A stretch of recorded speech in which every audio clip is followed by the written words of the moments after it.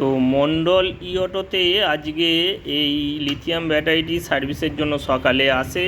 এটি একটি চাইনিজ কোম্পানির লিথিয়াম ব্যাটারি, দেখতেই পাচ্ছেন 48 ভোল্ট এবং 24 অ্যাম্পিয়ারের এটি ব্যাটারি ছিল, যেটি মাইলেজ একেবারেই কম, মানে 1 থেকে 2 কিলোমিটার চলার পরেই বন্ধ হয়ে যাচ্ছিল। তো কাস্টমার ব্যাটারিটি আমাদের কাছে সার্ভিসের জন্য নিয়ে আসে, আমরা খুলে দেখলাম এর মধ্যে প্রায় এতগুলি সেল নষ্ট হয়ে গেছে।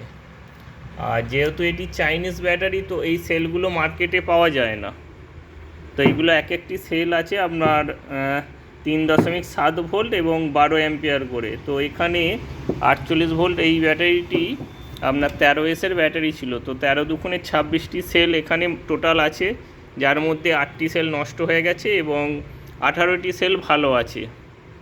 তো কাস্টমার বলছে যে অন্তত কিছুটা চলবে, সেই রকম ভাব ব্যাটারিটা যদি রেডি করে দেওয়া যায় তো খুব ভালো হয়। তো আমরা বলেছি আমরা চেষ্টা করব। তো আমরা চেষ্টা করছি এখানে আপনার 18টি সেলের মধ্যে একটি ভালো সেল আমরা বাদ দিয়ে 17টি সেল আমরা সিরিজ কানেকশান করে মোটামুটি দাঁড়াচ্ছে 63 ভোল্ট 12 অ্যাম্পিয়ার। তো এইভাবে রেডি করতে গেলে এখানে এই যে বিএমএসটা দেখছেন 48 ভোল্টের বিএমএস, এটিও চেঞ্জ করতে হবে। তো মোটামুটি এইটা চেঞ্জ করার জন্য একটু খরচ হবে, কিন্তু ব্যাটারিটি আপনার পুনরায় রেডি হবে এবং 12 অ্যাম্পিয়ার 63 ভোল্টের ব্যাটারি প্রায় 30 কিলোমিটারের ওপর মাইলেজ দেবে। তো কাস্টমারকে আমরা বললাম, কাস্টমার রাজি হয়েছেন। তো আমরা ব্যাটারিটা এবার রেডি করব, করে কাস্টমারকে আমরা দেব।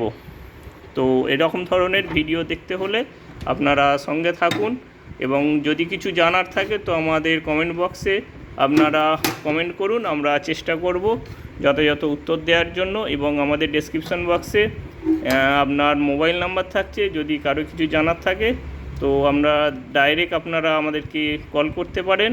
আমরা চেষ্টা করব আপনাদের সমস্যার সমাধান করার জন্য। তো আজকে এই পর্যন্তই, আসছি পরের ভিডিও নিয়ে, সঙ্গে থাকবেন।